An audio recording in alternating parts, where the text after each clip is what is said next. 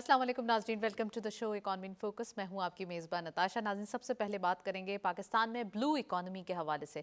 इसका फ़रोग वाकई देखा जा रहा है, पाकिस्तानी मईशत के लिए इसकी एक अहमियत भी है और यहाँ पर ये भी एक हम कह सकते हैं कि इसके अंदर इतना ज़्यादा पोटेंशियल है कि ये आने वाले दिनों में गेम चेंजर साबित हो सकता है। फाइनेंस मिनिस्टर साहब ने अपनी स्पीच में कहा कि यहाँ पर ख़ास कर जब ब्लू इकॉनमी का पोटेंशियल है उसको वर्कआउट करने की ज़रूरत है। पोटेंशियल ऑफ कोर्स पाकिस्तान की हम कह सकते हैं फूड के पॉइंट ऑफ व्यू से या फिर शिपमेंट के पॉइंट ऑफ व्यू से बहुत सारे एस्पेक्ट्स हैं जिसको एक्सप्लोर किया जा सकता है और किया जा भी रहा है। लेकिन आने वाले दिनों में मजीद इसके अंदर जो पोटेंशियल है उसको वर्कआउट करके एक अच्छी इकॉनमी जनरेट की जा सकती है। तो ब्लू इकॉनमी का फ्यूचर आज इसके हवाले से हम बात करेंगे। खासकर हम देख रहे हैं कि हमारे एक्सपोर्ट सेक्टर के अंदर भी ब्लू इकॉनमी के नंबर्स जो है यानी कि हमारे फूड सेक्टर सी फूड के हवाले से बढ़ते हुए दिखाई दे रहे हैं। डिफरेंट मार्केट्स हैं जो न्यू मार्केट्स हैं इस साल हमने टैप की हैं। तो ये तमाम चीज़ें हैं जो इस ब्लू इकॉनमी को मजीद एग्जैजरेट करते हुए दिखाई दे रहा है। डिटेल डिस्कस करना ज़रूरी है। कैशलेस इकॉनमी के हवाले से बात करते हैं। आज हम देख रहे हैं डिजिटल वे में यानी कि ऑनलाइन पेमेंट्स के हवाले से बात करें या एक ऑनलाइन जब हम ट्रांजेक्शन्स करते हैं तो ऑटोमेटिकली एक ट्रांसपेरेंसी आ जाती है, एक डॉक्यूमेंटेशन हो जाती है। तो इसके हवाले से प्राइम मिनिस्टर साहब ऑलरेडी पर वीक जो है वो इजलास कर रहे हैं, यानी हफ्तावार इजलास भी हो रहे हैं और आइडिया ये है कि किसी ना किसी तरीके से कैशलेस इकॉनमी हो, जितना हो सके ऑनलाइन ट्रांजैक्शंस हो और इसी को फ़रोग दिया जाए। चाहे वो छोटी से छोटी रिटेल के हवाले से हो यानी कि कोई हम कह सकते हैं ख़रीदो फरोख्त हो या फिर कोई बड़ी पेमेंट्स हो, वो तमाम चीज़ें ऑनलाइन ट्रांजैक्शंस की जो है उसको फ़रोग दिया जाए। तो आज इसके हवाले से हम बात करेंगे। कैशलेस मईशत मनसूबा आज़ादाना जायज़े और ऑडिट के मरहले में दाखिल हो चुका है और इसमें बहुत ज़्यादा एक हम कह सकते हैं विन विन सिचुएशन होगी अगर पाकिस्तान इसमें कामयाब हो जाता है। तो ये तमाम चीज़ें हैं जो इकॉनमी के फंडामेंटल्स बिल्डअप करने में मदद देगा। आज हम डिजिटल की वे में ही बात करें तो डिजिटल ज़राए के ज़रिए अदायगियाँ जो हैं वो मजमूई रिटेल लेन देन के 88% तक पहुँच चुकी है, यानी कि पाकिस्तान के अंदर तकरीबन 88% तक जो है ये पहुँच चुकी हैं कि जितना ज़्यादा हो सके हम देख सकते हैं कि ऑनलाइन पेमेंट्स को फ़रोग दिया जा रहा है, ऑनलाइन ट्रांजैक्शंस को फ़रोग दिया जा रहा है। और दूसरा ये कि हम देख रहे हैं कि बजट के अंदर भी ये चीज़ इसको मेक श्योर किया गया था कि जितना हो सके आप अगर ऑनलाइन पेमेंट करेंगे तो आपको डिस्काउंट्स या फिर टैक्स रिबेट के हवाले से भी जो है हम कह सकते हैं कि खुसूसियत होगी। तो आज हम ये भी डिस्कस करेंगे कि जितना हो सके गवर्नमेंट ने इसे फैसिलिटेट किया, इसको मेक श्योर किया कि आने वाले दिनों में जो पेमेंट सिस्टम्स हैं उनको भी हमने देखा कि जैसे रास्त है, जैसे इंटरनेशनली पेमेंट सिस्टम है, उसके बारे में बात की जा रही है। तो हमारे पास जो चीज़ें मौजूद हैं उसको भी एक ऑनलाइन वे में, डिजिटल वे में आगे बढ़ाना ज़रूरी है। और साथ साथ SIFC के एफर्ट की बात करेंगे। ऑफ कोर्स इंडस्ट्रियलाइजेशन के हवाले से बात करें या हम टूरिज़म के हवाले से बात करें, प्राइवेटाइजेशन के हवाले से बात करें, बहुत सारी कामयाबियां हैं जो हम SIFC के थ्रू देख रहे हैं कि चीज़ों को एड्रेस किया जाता है, एक्सप्लोर किया जाता है और फिर उसके बाद उसका कोई ना कोई सोल्यूशन या वे आउट पेश किया जाता है। तो आज हम ये देख रहे हैं कि ख़ासकर इंडस्ट्रीज़ के हवाले से देखें तो हमारे पास इंडस्ट्रियल एक पोटेंशियल दिखाई दे रहा है। अगर हम बात करें टूरिज़म के फ़रोग की तो यहाँ पर टूरिस्ट एक वे जो है वो दिख रहा है। पाकिस्तान को लोग टूरिज़म के लिए सिलेक्ट करते हैं। बहुत सारे इंटरनेशनल व्लॉगर्स भी हम देखते हैं कि वो पाकिस्तान आते हैं और इस चीज़ को देखते हैं कि हाँ पाकिस्तान में एक सीनिक व्यूज़ है। तो बहुत ज़्यादा एक पोटेंशियल पाकिस्तान की मार्केट्स में मौजूद है और इसको मार्केटिंग जॉनरा चेंज करने की पाकिस्तान ने कोशिश की है और इस साल हमने इसकी जो एक नंबर्स की इंडिकेशन है वो भी देखी है। हमारे पास एक रिपोर्ट है ब्लू इकॉनमी के हवाले से, देखते चलते हैं फिर वापस आते हैं, प्रोग्राम का बाकायदा आगाज़ करते हैं।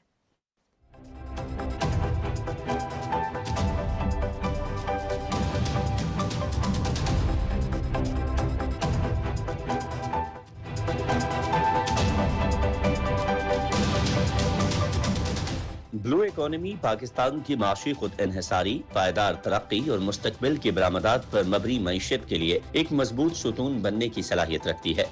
वतन अजीज की मईशत के लिए ब्लू इकोनॉमी या बहरी मईशत तेजी से उभरती हुई माशी हकीकत बनकर सामने आ रही है। कराची में मुनक्किदा Pakistan international maritime expo and conference 2025 में वफाकी वजीर मनसूबाबंदी एहसन इकबाल और वफाकी वजीर खजाना मोहम्मद औरंगजेब ने इसे कौमी तरक्की के नए बाब का नुक्ता आगाज करार दिया है। वफाकी वजीर मनसूबाबंदी एहसन इकबाल ने अपने खिताब में कहा कि पाकिस्तान को 1000 किलोमीटर से जायद साहिली पट्टी, 2.9 लाख मुरब्बा किलोमीटर के खुसूसी इक्तिसादी जोन और समुद्री वसाइल की दौलत हासिल है। उन्होंने कहा कि दुनिया की 80% तजारत समुद्री रास्तों से होती है और पाकिस्तान की जोग्राफियाई पोजीशन इसे जनूबी एशिया, वस्ती एशिया और मशरक वस्ता के दरमियान एक कुदरती बहरी पुल बनाती है। वफाकी वजीर मनसूबाबंदी ने कहा कि ब्लू इकोनॉमी आलमी सतह पर सालाना 2.5 ट्रिलियन डॉलर की पैदावार और 35 करोड़ रोजगार के मौके फराहम कर रही है। पाकिस्तान के लिए ये शोबा जहाज साजी, लॉजिस्टिक, मैरीन, बायोटेक्नोलॉजी, साहली सयाहत, डिजिटल पोर्ट मैनेजमेंट और काबिल तजदीद तवानाई में सरमायाकारी के वसी मौके फराहम करता है। वफाकी वजीर खजाना मोहम्मद औरंगजेब ने ब्लू इकोनॉमी को पाकिस्तान के लिए गेम चेंजर करार देते हुए कहा कि इस शोबे में 2047 तक 100 अरब डॉलर की सलाहियत मौजूद है। उन्होंने कहा कि मौजूदा माशी इस्तेहकाम, बढ़ते हुए ज़र मुबादला के ज़खायर और आलमी क्रेडिट रेटिंग एजेंसियों के एतमाद की बहाली इस विजन के हुसूल के लिए बुनियाद फराहम कर रही है। उनके मुताबिक माहीगीरी और आबी ज़राअत की बरामदात 3 से 4 साल में 2 अरब डॉलर तक बढ़ाई जा सकती हैं। वज़ीर खजाना ने कहा कि हुकूमत पॉलिसियों के तसलसल, जदीद बंदरगाही निज़ाम और बैनुल-अक़वामी मयार के मुताबिक वैल्यू एडेड प्रोसेसिंग के जरिए समुद्री मईशत को नई समत दे रही है। कराची, पोर्ट कासिम और गवादर को जदीद लॉजिस्टिक हब में तब्दील करके पाकिस्तान न सिर्फ बरामदात में इजाफा करेगा बल्कि खत्ते में तिजारती क़यादत का किरदार भी हासिल करेगा।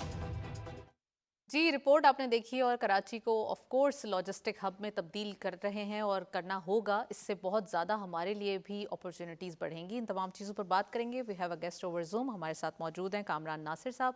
आप बिजनेसमैन भी हैं, एनालिस्ट भी हैं, उनको वेलकम करेंगे। अस्सलाम वालेकुम सर, very warm welcome in the programme. क्या कहेंगे? सबसे पहले हम ब्लू इकॉनमी के हवाले से बात कर रहे हैं। Blue economy of course Pakistan के अंदर इसमें पोटेंशियल बहुत ज़्यादा दिखाई दे रहा है। साथ साथ ये चीज़ें भी हैं कि ये गेम चेंजर साबित हो सकता है। फाइनेंस मिनिस्टर साहब का ये कहना है, तो योर टेक। बिल्कुल ठीक कहना है। और बल्कि फॉर्चुनेटली सुबह फाइनेंस मिनिस्टर की ये स्पीच मैंने वहीं सुनी थी, क्योंकि मैं उस सेशन में की नोट स्पीकर था। So blue economy certainly is a game changer as far as Pakistan is concern. Natasha, हमारी जो कंट्रीब्यूशन है वो तकरीबन 4.5% है जीडीपी की, और ग्लोबल एवरेज इसकी 7% की है। और अगर आप नेबरिंग कंट्रीज में देखें तो मालदीव जैसी कंट्रीज 30% से ऊपर, सिंगापुर जैसी कंट्रीज 20% से ऊपर, इंडिया 4% से ऊपर। तो आपको नजर ये आता है कि पाकिस्तान इसमें बहुत पीछे है और पाकिस्तान में बहुत रूम अवेलेबल है। और यहाँ पे इंफ्रास्ट्रक्चर डेवलपमेंट की जरूरत है। और पाकिस्तान जैसे कि एक गेटवे है।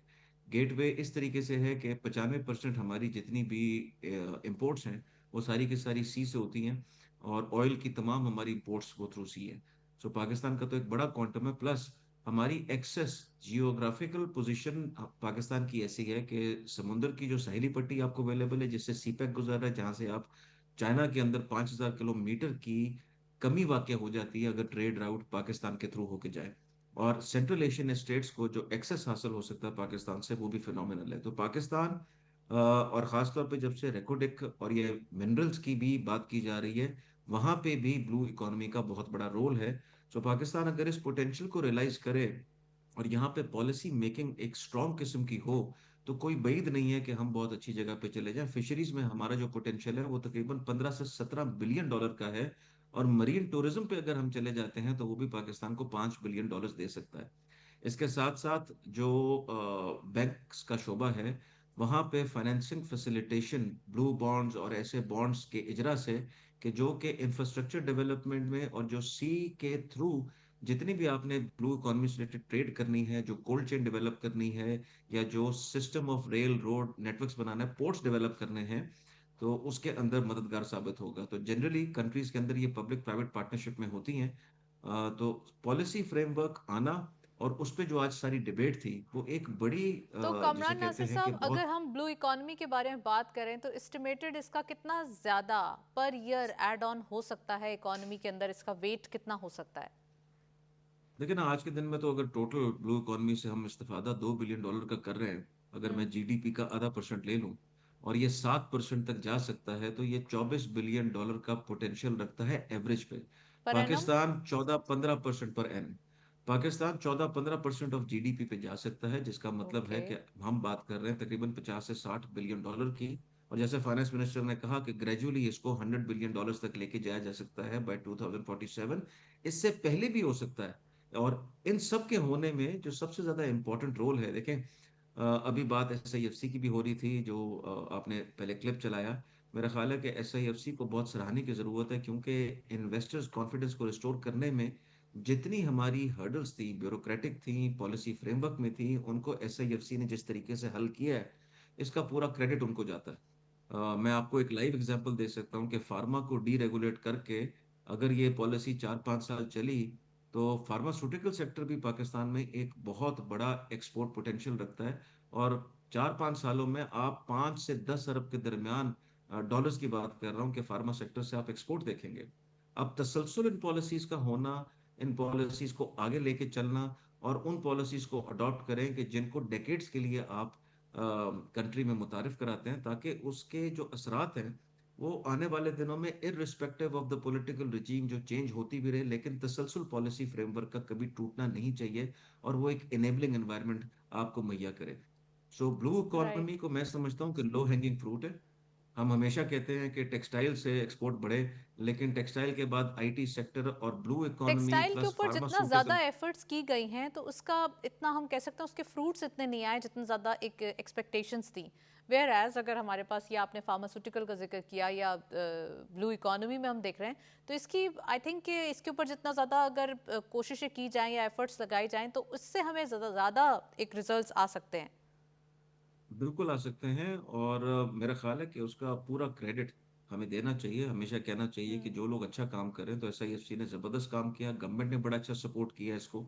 तो अगर इसको आगे लेके चले, ये थोड़ा सा आप ये कहें कि ये जो प्रोजेक्ट्स होते हैं ये मीडियम टू लॉन्ग टर्म होते हैं। आप कोई भी पॉलिसी बना के ये सोचें कि 12 महीने में रिजल्ट आ जाएगा, ऐसा नहीं होता। सो ये स्लोली एंड ग्रेजुअली स्टार्ट होगा, और अचानक इसमें स्पाइक आना शुरू हो जाएगी जब तमाम लोगों की अटेंशन मरकूज हो, फॉरेन डायरेक्ट इन्वेस्टमेंट आए, जहां पे इंफ्रास्ट्रक्चर इन्वेस्टमेंट करनी है, आपने पोर्ट्स की इन्वेस्टमेंट को मजीद करना, गवादर को मजीद बिल्ड करना है, पसनी हो गया, केटी बंदर हो गया, इस तरह के जो पोर्ट्स हैं वहां पे इन्वेस्टमेंट करनी है। तो ये सब एक जिसे कहते हैं इकोनॉमिक इकोसिस्टम का हिस्सा है।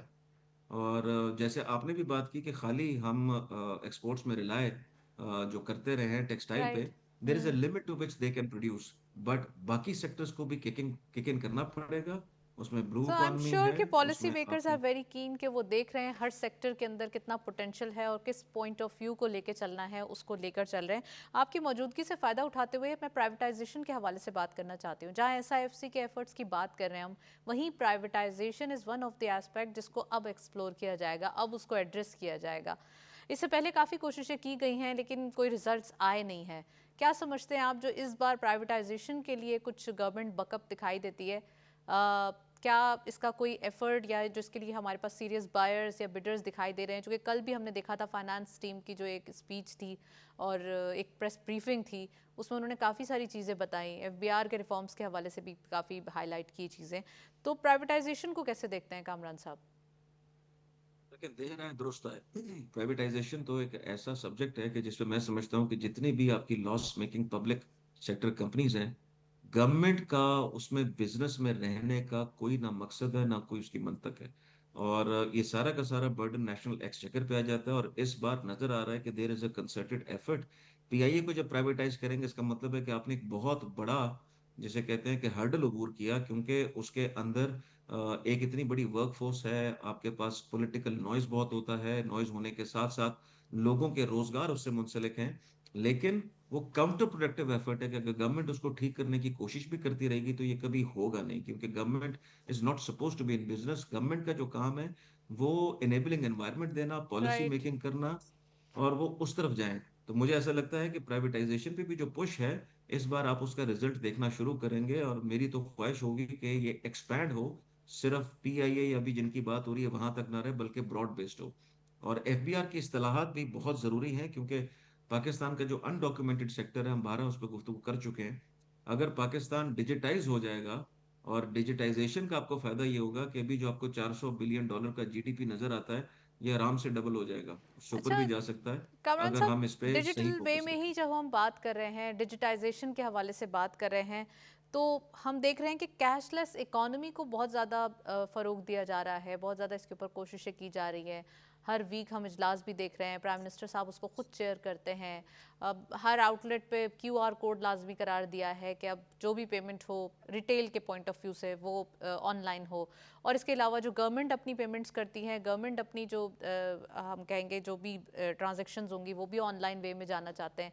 तो ये कैसे देखते हैं आप, कैशलेस इकोनॉमी करना कितना बड़ा इनिशिएटिव होगा गवर्नमेंट का? देखिए, बहुत बड़ा इनिशिएटिव है, और दूसरी बात है कि इसमें जो ऑलरेडी इनिशिएटिव लिए गए हैं उनका रिजल्ट भी बहुत अच्छा आना शुरू हो गया।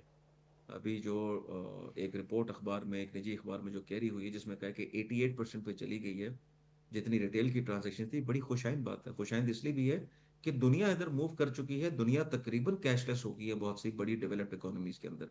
पाकिस्तान अभी पीछे है। और जूं जूं आप इस तरफ चलते जाएंगे उस तरीके से आपकी डॉक्यूमेंटेड इकोनॉमी का क्वांटम बढ़ना शुरू हो जाएगा। आपको एक डेटा सेट मिलेगा, उस डेटा की यूसेज बड़ी जबरदस्त है। पाकिस्तान में बहुत सारी आईटी रिलेटेड टेक प्लेटफॉर्म्स की इन्वेस्टमेंट्स पीछे ज्यादा करामद या कामयाब इसलिए नहीं हुई क्योंकि हमारे पास डिजिटाइजेशन की कमी रही है एक्टिवली ऑन ग्राउंड, जिसमें अब नजर आ रहा है कि कैशलेस इकोनॉमी की तरफ हम भरपूर तरीके से जा रहे हैं। इसमें एफिशिएंसी भी आती है, इसमें जॉब क्रिएशंस भी हैं, इसमें बहुत सारी चीजें हैं। और सेंट्रल बैंक खास तौर पे ये बातें कर रहा होता है कि इसकी सिक्योरिटी को मजीद मजबूत बनाने की जरूरत है। बिकॉज जहाँ पे जो जो चीज़ डिजिटल होती है वहाँ पे एक रिस्क भी बढ़ जाता है कि इसमें फाइनेंशियल फ्रॉड्स या हैकिंग के थ्रू बहुत सारी चीज़ें खुर्द बुर्द होने के इम्कान होते हैं। तो उस सेफ्टी को इंश्योर करने के लिए भी बैंकों को ये रोड मैप दिया जा रहा है कि वो अपने सिस्टम्स को इतना रोबस्ट करें। और सेंट्रल बैंक इसके ऊपर बड़ी करामत किस्म की पॉलिसीज कर रहा है। राइट। कामरान साहब, एक और चीज़ ये बताइएगा कि अभी हम देख रहे हैं कि डिजिटल ज़राए की जितनी अदायगियाँ हो रही हैं, मजमूई रिटेल लेन देन वो 88% तक पहुंच चुका है। अब थोड़ा सा अगर हम इसको दूसरे एस्पेक्ट से देखें कि हमारे पास अगर डॉक्यूमेंटेशन के हवाले से जब भी कहते हैं हमारे पास ब्लैक इकोनॉमी वाइट इकोनॉमी कितनी है, वो एक अलग डिबेट है। हर कंट्री का आपको पता है कि हर जगह पे ये मौजूद है चीज़ें। लेकिन ये जो एक एफर्ट की जा रही है इस साल, रिफॉर्म्स जो कि हमने एफबीआर के भी देखे, फाइलर, नॉन फाइलर, और फिर आपको याद होगा लास्ट ईयर लेट फाइलर भी था। लेकिन इस बार जो है वो अब फाइलर के हवाले से ये कोशिशें की जा रही हैं कि नॉन फाइलर की ही कैटेगरी को हटाया जाए। तो ये चीज़ें तमाम जो लेके गवर्नमेंट इस साल चल रही है, नेक्स्ट ईयर इसका कितना वे आउट हमें मिल सकता है, यानी कितनी परफेक्शनिज्म हो सकती है इससे? Small steps. हमेशा जब भी आप किसी रास्ते को इख्तियार करते हैं तो शुरू में आपको नजर आता है कि आप small wins are also very important, क्योंकि ये एक ऐसी चीज है कि पाकिस्तान में तादाद देखें कि नंबर ऑफ टैक्स पेयर्स कितने हैं और आपकी पॉपुलेशन से अगर आप उसका मुवाजना करें तो एक शर्मिंदगी का नंबर आता है आपके सामने। 10-12 लाख टैक्स पेयर्स गिर के 8 लाख भी हो जाते हैं। अच्छे टाइम्स में 1.3 1.4 मिलियन पे चले जाते हैं। It is not a reflection of the earning potential. और जिस तरीके से लोग कमाते हैं वो राइट। प्रॉपर तरीके से ना डॉक्यूमेंट होता है, ना उस पर टैक्सेस दिए जाते हैं। और जब टैक्सेस नहीं दिए जाते नताशा, तो जो टैक्स पेयर है वो नॉन टैक्स पेयर का बर्डन भी कैरी कर रहा होता है। और ये ज्यादती होती है उस इंडिविजुअल के साथ जो कि सैलरीड क्लास में हो, या उस बिजनेस के साथ, क्योंकि अगर आप बिजनेस टैक्सेशन भी देखें पाकिस्तान में, उसका क्वांटम भी इतना ज्यादा है कि रीजनल इकोनॉमीज में इतना कॉर्पोरेट टैक्स नहीं होता, इतना इंडिविजुअल टैक्स भी नहीं होता जितना कि पाकिस्तान में लगा। तो पेनलाइज हमारे यहाँ वो हो जाता है कि जो कि अपनी ऑब्लिगेशंस को डिस्चार्ज करता है, और जो डिस्चार्ज नहीं कर रहा होता वो राइट। बेनिफिशियरी हो जाता है। तो ये नॉन फाइलर वाली तो कैटेगरी मेरे हिसाब से तो ये होनी नहीं चाहिए, क्योंकि ये तो इससे हम डिस्करेज करती प्रमोट, है फाइलर्स को। हाँ, इससे तो हम वो अच्छा, डिस्करेज कर रहे हैं जो कि वो सुपर फाइनल करें। टैक्स, ये हम इंडस्ट्रियल एस्पेक्ट से अगर देखें थोड़ा सा, तो यहाँ पर जब सुपर टैक्स लग जाता है तो वो भी हमारी बिजनेस कम्युनिटी उससे भी ज़्यादा खुश दिखाई नहीं दे रही। वो भी चाहती है कि उनको थोड़ा सा एक फुल फ्लेज इन्वायरमेंट मिले, एक अच्छा कंड्यूसिव इन्वायरमेंट मिले। वो चाहती है कि उन्हें प्रॉफिट भी ज़्यादा हो। जब बिजनेस आप करते हैं तो आप प्रॉफिट के लिए करते हैं, अब प्रॉफिट नहीं होगा तो फिर फ़ायदा क्या है? ये चीज़ें हैं, फिर वो छोटी छोटी कंपनीज बना लेते हैं ताकि वो उस चीज़ों से बचा जा सके, क्योंकि हर चीज़ का एक सोल्यूशन तो है और पाकिस्तान में वो सॉल्यूशंस जल्दी आ जाते हैं, यू नो दैट। तो आप समझते हैं कि गवर्नमेंट जो पॉलिसीज, जितनी ज़्यादा स्ट्रिंजेंट पॉलिसीज बना रही हैं, आगे बढ़ रही हैं, वो आने वाले दिनों में इसको थोड़ा सा फाइन ट्यून करके कुछ फिक्स कर दें जो बग्स रह गए हैं? को करना चाहिए। और देखिए, डिजिटाइजेशन ही वो टूल है जो कि सबसे जल्दी इस मसले को रिजॉल्व कर सकती है। जितनी जल्दी आप अपनी इकोनॉमी को डिजिटल करेंगे उतना ज्यादा फायदा जो है वो एफबीआर को भी पहुंचेगा, और उतने लूप होल जो है वो आपके कम हो जाएंगे। और पॉलिसी होनी ही चाहिए कि आप टैक्स रेट को नीचे गिराएं, नंबर ऑफ टैक्स पेयर्स को ब्रॉड बेस करें और लोगों की inclusion into the tax network को ज्यादा करें। देखिए बिजनेसेस के ऊपर तो अजीब क़यामत है ना, क़यामत ये है कि 30 से 35% का टैक्स पड़ रहा है, उसके ऊपर 10% का सुपर टैक्स है, और अगर उन्होंने डिविडेंड डिक्लेयर करना है तो 15% उस पर टैक्स कट जाएगा। जिसने डिविडेंड लिया उसकी इनकम खास लेवल से ऊपर जाएगी तो उस पर भी सुपर टैक्स लग जाएगा उसके टैक्स के ऊपर। तो इवेंचुअली वो 55-60% के ब्रैकेट में चला जाएगा अगर कोई बड़ा बिजनेस है, तो वो राइट। इतने टैक्स बिफोर वो अपने प्रॉफिट को रीप करे। तो मेरा ये ख्याल है ये बड़ा काउंटर प्रोडक्टिव होता है, और जब कभी आप फॉरेन डायरेक्ट इन्वेस्टमेंट भी अट्रैक्ट करने की कोशिश करते हैं मुल्क में, तो वो सबसे पहले आपके टैक्स के निज़ाम को और आपकी जो ये ऑब्लिगेशंस होती हैं जो कि स्टैट्यूटरी हैं, उनका क्वांटम भी देखते हैं और उनकी कॉस्ट भी देखते हैं, एंड इसको अकॉर्डिंगली थोड़ा सा फिर उस रिविजिट बिजनेस करने में की जरूरत है, आप समझते हैं? बहुत ज्यादा रिविजिट करने की जरूरत है। और मेरा ख्याल है कि गवर्नमेंट ने इस बार राइट। इसका इशारा भी किया है कि वो इस तरफ जाना चाहते हैं। बिल्कुल। अलमिया ये है कि जब तक आप आईएमएफ में हैं तो टैक्स साइड पे गवर्नमेंट के हाथ भी बंधे में हैं, तो हम चाहते हैं कि जल्द से जल्द ये आईएमएफ से बाहर निकला जाए और स्लोली एंड ग्रेजुअली ये टैक्स को रैशनलाइज करना शुरू कर दें, बिकॉज ये सस्टेनेबल नहीं है और आपकी इंडस्ट्री ग्रो करने की बजाय स्टैग्नेंट हो जाएगी, जो कि हुई भी है इस वक्त। राइट। वेल कामरान साहब, थैंक यू सो मच, आपने प्रोग्राम में ज्वाइन किया, आप तशरीफ लाए ओवर जूम, आप हमारे साथ मौजूद रहे। काफ़ी एनालिसिस हम देख रहे हैं कि ओवरऑल इकोनॉमिक नंबर्स के हवाले से या फिर पॉलिसीज़ के हवाले से गवर्नमेंट इज़ वेरी कीन कि किसी ना किसी तरीके से राइट पॉलिसीज़ और हमारे लोगों के लिए कुछ ना कुछ करके फ़ायदे के तौर पर सामने आए। हमारे पास 100 इंडेक्स अपडेट्स मौजूद हैं। लेट्स हैव अ लुक आज की मार्केट में क्या अपडेट्स हैं, देखते चलते हैं जी। ओपन हुई मार्केट 1,62,803.15 के लेवल पर। हायर साइड पे मार्केट गई 1,63,384.95। Lower was 1,61,159.26 and finally closure 1,61,281.76, यानी कि 1,521.39 का डिक्लाइन आज की मार्केट में देखा गया। ओवरऑल सेंटिमेंटल ड्रिवन मार्केट होती है और समटाइम्स मार्केट जो है वो एक डिप भी प्रिवेल कर रही होती है। अच्छी मार्केट थी, लास्ट वीक भी हमने देखा था कुछ जियोपॉलिटिकल सिचुएशन की वजह से, एक एस्केलेशन की वजह से मार्केट डाउन साइड थी, लेकिन उसमें हमारे इन्वेस्टर्स जो हैं उन्होंने बड़ा एक फ़ायदा उठाया और उसके बाद अब आप देख सकते हैं प्रॉफिट बुकिंग को रूल आउट नहीं किया जा सकता। एक ब्रेक की जाने चलते हैं, साथ रहिए।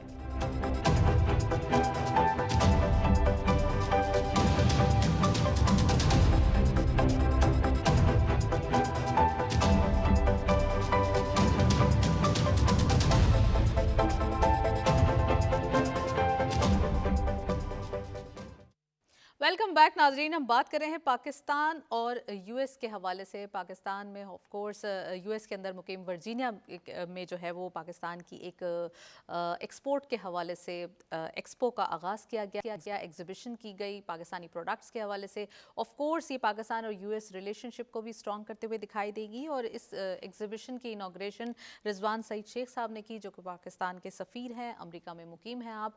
और हमने देखा कि इस जो एग्जीबिशन का पर्पस है वो ये है कि बायलैटरल रिलेशन को, यानी कि दो तरफा ताल्लुकात को मजबूत बनाना, स्ट्रॉन्ग करना, एक्सपोर्ट के नंबर्स को बढ़ाना, पाकिस्तान की प्रोडक्शन, पाकिस्तान की मैन्युफैक्चरिंग को फ़रोग देना और साथ साथ पाकिस्तान की यानी कि मेड इन पाकिस्तान प्रोडक्ट्स को मार्केट करना, ये आइडिया था। और हमने ये देखा इस एग्जीबिशन में काफ़ी पाकिस्तानी जो प्रोडक्ट्स हैं उनकी धूम भी रही, पाकिस्तानी प्रोडक्ट्स को सराहा भी गया और ये भी कहा गया कि आइंदा जो एक फ्यूचर में एक्सपोर्ट के नंबर्स हैं वो इन तमाम चीज़ों से बढ़ते हुए दिखाई देंगे। आज इसके हवाले से हम बात करेंगे, कुछ रिपोर्ट भी देखेंगे और उसके साथ साथ पाकिस्तान और सऊदी अरब के हवाले से बात करें अगर, तो यहाँ पर ट्रांसपोर्ट एंड लॉजिस्टिक्स के हवाले से आपको खबर देना ज़रूरी है। यहाँ नेटवर्क मंसूबों में इन्वेस्टमेंट की दावत जो है पाकिस्तान ने दी है और ऑफ कोर्स पाकिस्तान चाहता भी है कि ट्रांसपोर्ट जो लॉजिस्टिक्स हैं वो ऑलरेडी पाकिस्तान हब भी बन जाए, एक साउथ एशिया, सेंट्रल एशिया में चीज़ें जो है वो बेटरमेंट की तरफ आएँ थ्रू पाकिस्तान, क्योंकि पाकिस्तान ऑलरेडी एक पीस प्रिवेलिंग कंट्री है और ट्रेड के हवाले से बहुत ज़्यादा हम कह सकते हैं कि एक्साइटेड है। तो आज इसके हवाले से हम बात करेंगे। और जर्मनी की जानिब से पावर डिस्ट्रीब्यूशन नेटवर्क मंसूबे के लिए तकरीबन 2.5 मिलियन यूरो की इजाफी फंडिंग का जो एक इम्कान है वो दिखाई दे रहा है। आज ये भी डिस्कस करेंगे कि ख़ासकर पावर सेक्टर के अंदर जो पोटेंशियल है पाकिस्तान उसको कैसे यूटिलाइज़ कर रहा है और मुसाबकती कमीशन की चीन की तर्ज पर अलहदा वजारत स्टील के क़याम की तजवीज़ है। तो क्या इसके इम्पैक्ट होंगे, क्या इसकी पॉजिटिविटी आएगी, स्टील सेक्टर इससे कैसे फ़ायदा उठाएगा, आज हम ये ज़रूर इसको प्रोग्राम में डिस्कस करेंगे। और साथ साथ गैर मुल्की कंपनियों के मुनाफे की तरसील पर 3 साल से आयद जो पाबंदी थी उसमें नरमी कर दी गई है। कितनी नरमी की गई है आज वो भी डिस्कस करेंगे। सबसे पहले एक रिपोर्ट देखते हैं दूसरे सेगमेंट में पाकिस्तान और यूएस रिलेशनशिप के हवाले से, और साथ साथ हम ये भी देख रहे हैं जो एग्जीबिशन का इनकाद किया गया पाकिस्तान की जानिब से और जितना ज़्यादा इसके अंदर पोटेंशियल दिखाई दिया और पाकिस्तान की प्रोडक्ट्स को सराहा गया वो कितना इंपॉर्टेंट है। लेट्स सी कि अब आने वाले दिनों में ऐसे ही एग्जीबिशंस मजीद होते रहें। अगर जैसे हमने देखा था सऊदी अरब में भी मक्का में जो है वो ये एग्जीबिशन का इनकाद किया जा रहा है, तो चीज़ें हैं जो पाकिस्तान बहुत सीरियसली मार्केट करते हुए दिखाई दे रहा है। तो खासकर अगर यूएस की बात करें तो ये हमारी एक बड़ी मार्केट है। एक रिपोर्ट देखते हैं, फिर वापस आते हैं, प्रोग्राम सेकंड सेगमेंट का आगाज़ करते हैं।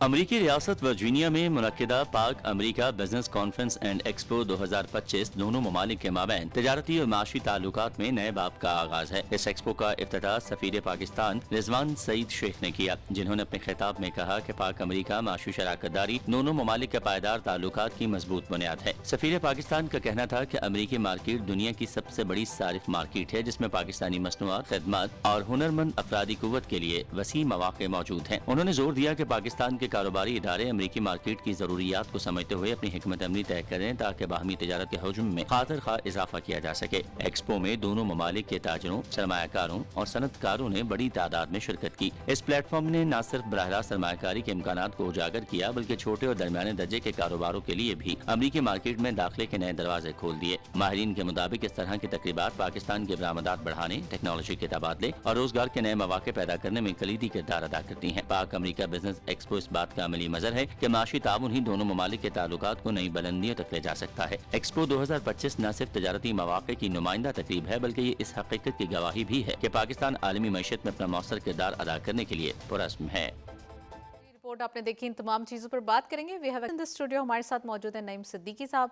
आप इकोनॉमिस्ट भी हैं, एनालिस्ट भी हैं, उनको वेलकम करेंगे। अस्सलाम वालेकुम सर, very warm welcome in the programme. क्या कहेंगे, रिपोर्ट भी आपने देखी है, पाकिस्तान और यूएस का जो एक ताल्लुकात हैं यानी कि बायलैटरल रिलेशन कहें या बिजनेस एस्पेक्ट कहें, बहुत ज़्यादा एक पॉइंट पे मीटअप करते हुए दिखाई दे रहे हैं, यानी कि हम कह सकते हैं कि काफ़ी हमारी बॉन्डिंग स्ट्रांग हो गई है। इसके हवाले से बताइए प्लीज़। Thank you. देखिए, बिल्कुल सही बात है। पहली बात तो यह है कि दुनिया का सबसे बड़ा इम्पोर्टर जो है वो यूएस है, और पूरी दुनिया की जो मार्केट है वो डिटरमिन होती है अमेरिका की मार्केट से कि कौन सी प्रोडक्ट की कितनी वहाँ डिमांड है और कौन सी प्रोडक्ट्स कित क्वांटिटी से वहाँ पे सप्लाईज होती हैं। ये पाकिस्तान का बड़ा अच्छा इनिशिएटिव है कि 1 नवंबर को ये जो एग्जीबिशन वहाँ पे हुई है और ये पाकिस्तान यूएस बिजनेस जो कॉन्फ्रेंस और एक्सपो 225 वर्जीनिया में जो हुई है, इसमें शेख रिजवान सईद साहब जो हमारे एम्बेसडर हैं। अच्छा भाई साहब, शेख रिजवान सईद साहब बड़े ही जिसको कहते हैं ना अग्रेसिव है in terms of promoting Pakistan products over there, and I have met him personally also here in Islamabad chamber of commerce last year, और he is trying his level best कि पाकिस्तान की प्रोडक्ट्स को। और सबसे बड़ी बात यह है कि पाकिस्तान के जो बिजनेसमैन हैं, जो मैन्युफैक्चरर्स हैं, जो रिटेलर्स हैं, जो होलसेलर्स हैं, उनको अपॉर्चुनिटीज़ वो वहाँ पे जो है ना देने की कोशिश कर रहे हैं और इंट्रोड्यूस करने की कोशिश करें। देखिए, हमारा एक तो एक ट्रेड सरप्लस है जो हमारे हक में है, और अमेरिका की भी ख्वाहिश है कि वो पाकिस्तान उनके साथ ट्रेड ज़्यादा करे ताकि जो ट्रेड सरप्लस है वो बराबर हो, या अमेरिका और पाकिस्तान का जो ट्रेड है वो बराबर हो। अब इसमें ये है, देखिए अभी हमने अमेरिका से ऑयल इंपोर्ट किया है, अभी एक 1 मिलियन बैरल ऑयल आया, अभी नेक्स्ट मंथ भी आएगा, फिर जनवरी में भी आएगा। तो ये एक उसके बाद हम शायद वहाँ से में भी गंदम भी इंपोर्ट करें, कॉटन भी इंपोर्ट करें। तो इस तरह we are opening up with America for the future trade. और अमेरिका का ऑयल है भी बेहतर है और हमें और कोई रीजन में जब टैरिफ कम है तो हम फायदा भी उठा रहे हैं उसका फ़ायदा भी उठा सकते हैं। Exactly. और फिर देखिए हमारे पास कौन कौन सी प्रोडक्ट हैं जो हम कर सकते हैं। मकसद हमारे पास देखिए रियल एस्टेट का एक सेक्टर है, टेक्सटाइल का सेक्टर है, फर्नीचर है, लेदर गुड्स हैं, फार्मास्यूटिकल्स हैं, आईटी है, ये वो सारे एरियाज हैं जिनको नहीं हम साहब, आपने सही फरमाया। ये जो एग्जीबिशन है इसका पर्पस ही यही है कि पाकिस्तान की प्रोडक्ट्स के लिए प्रमोट एक किया जाए avenue वहाँ पे, start, ठीक है। promote किया जाए। देखिए अगर आज हमारा वहाँ पे 5 बिलियन की एक्सपोर्ट जी। है और हम वहाँ से 2 बिलियन की इंपोर्ट करते हैं, अगर कल को हम वहाँ से 4 बिलियन की इंपोर्ट करते हैं तो हमारा 10 बिलियन का एक्सपोर्ट भी होना चाहिए ना। तो Right. हमें वो जो बैलेंस है उसको कायम रखना है, ये चैलेंज समझ के हमने ये करना है। और फिर देखिए सबसे बड़ी और सबसे ईजी मार्केट ये अमेरिका है। वहाँ पे आप हर किस्म की प्रोडक्ट को जाके मार्केट कर सकते हैं। आईटी सेक्टर हमारा जो है वो एक ज़बरदस्त पोटेंशियल है। Right. मैं हर प्रोग्राम में आपसे कहता हूँ कि ये अभी 3 बिलियन 4 बिलियन, ये 10 बिलियन डॉलर का हमारे पास पोटेंशियल है और इसकी सबसे बड़ी मार्केट ये अमेरिका है। और वहाँ से हमें पूरी दुनिया के लिए क्लाइंट मिल सकता है, क्योंकि पूरी दुनिया का बिजनेस अगर मैं कहूँ ना टर्मिनेट ही वहाँ पे होता है और वहीं से चीज़ें शुरू होती हैं। और इवन द मिडिल ईस्ट के लिए भी मार्केट तलाश करनी है आपने, और तो वहाँ पे भी अमेरिकन कंपनी बैठी और हुई वैसे भी अब है। पाकिस्तान ने अपने डोर्स खोल दिए हैं नहीं, सबके अब तो लिए। हमने कहा जी कि हम सबके साथ तजारत करेंगे। और दूसरा आपको देखिए आज का हमारे अमेरिका के साथ बहुत अच्छे रिलेशनशिप है। हमारी गवर्नमेंट ने बड़ी मेहनत की है और बहुत इस वक्त मेहनत है। आप देखेंगे हर प्रेस कॉन्फ्रेंस में पाकिस्तान का जिक्र नहीं, होता ये है। एफर्ट्स दिखाई भी दे रहे हैं ना और दिखाई भी गवर्नमेंट दे के, रही है, कि एक देखिए, तरफ पाकिस्तान अमेरिका के साथ है, दूसरा रशिया के साथ भी रशिया जा रहा है, तो नहीं, हम दिखाई रहा है। अब हम we are friends to all, हमारी किसी के साथ कोई लड़ाई नहीं है। और ये जो मैशत की दोस्ती है ये हम पूरी दुनिया के साथ करना चाहते हैं। Exactly. ये हम हर मुल्क के साथ करना चाहते हैं। हम चाहते हैं कि हमारे अगर दुश्मन भी हमारे साथ मैशत में सिंसियर हो तो हम वो भी काम करने को तैयार हैं।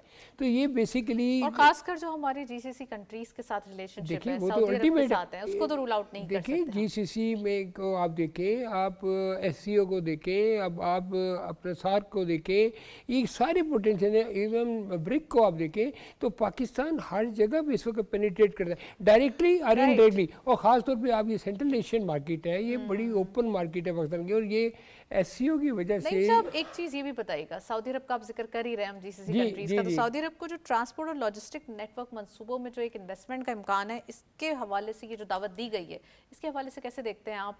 किस तरीके से लॉजिस्टिक्स को, ऑफ कोर्स ये बहुत बड़ा बिजनेस है हमारे लिए और इससे ब्लू इकोनॉमी देखिए, बहुत बढ़ हाँ, जाती ये है। बिल्कुल आपने मेरे अल्फाज जो है अदा कर दिए। ये ब्लू इकोनॉमी की तरफ एक बड़ा सुनहरा कदम है। और कल आपने देखा ब्लू इकोनॉमी के ऊपर, बल्कि आज सुबह ही फाइनेंस मिनिस्टर बात कर रहे थे, it is only 0.4% of your GDP. 500 million dollar की हम ये करें, ये तो 2-3 बिलियन डॉलर का काम है जो हम कर सकते हैं। Exactly. और इसमें देखिए हमारा टूरिज़्म बहुत बड़ा इसमें इन्वॉल्व है। और सऊदी अरब के साथ तो ख़ास तौर पे अगर हम बेहतरीन किस्म का जो लॉजिस्टिक्स का नेटवर्क कर लें तो हमारी ट्रांसपोर्ट भी सस्ती हो जाती है। और उससे जीसीसी कंट्रीज़ में अपनी प्रोडक्ट्स को बड़ा सस्ता वहाँ पे भेज सकते हैं। और सऊदी अरब ने तो कई दफ़ा इज़हार किया है पाकिस्तान के साथ, अभी भी वो काफ़ी एरियाज़ में, बल्कि अब तो इतने एरियाज़ हो गए हैं कि नाम ही भूलते जा रहे हैं, कि आप देखें वो हमारे मिनरल्स में, हमारे रिक्रूटिक्स में, हमारी जो ENP सेक्टर में। बिल्कुल, और हमारे ऑयल एंड पेट्रोलियम सेक्टर में तो already they are very much in. और ये सारी चीज़ें हैं जो सऊदी अरब के थ्रू हम इंटरनेशनल मार्केट भी कर सकते हैं, ज़रूरी नहीं है। और देखिए मैं आपको बताऊँ, future is Saudi Arabia as far the economic development is concern. अभी आप थोड़ा सा अगर सर्वे करें तो आजकल और अगर यूरोप, एशिया की बात करें तो इस कॉन्टिनेंट के yes, अंदर फ्यूचर ऑफ तो कोर्स बिल्कुल, बिल्ड हो रहा अब है। यूरोप के कंट्रीज में आजकल देखता हूँ कि they are very worried of the migration of their people from their native countries to the Middle east.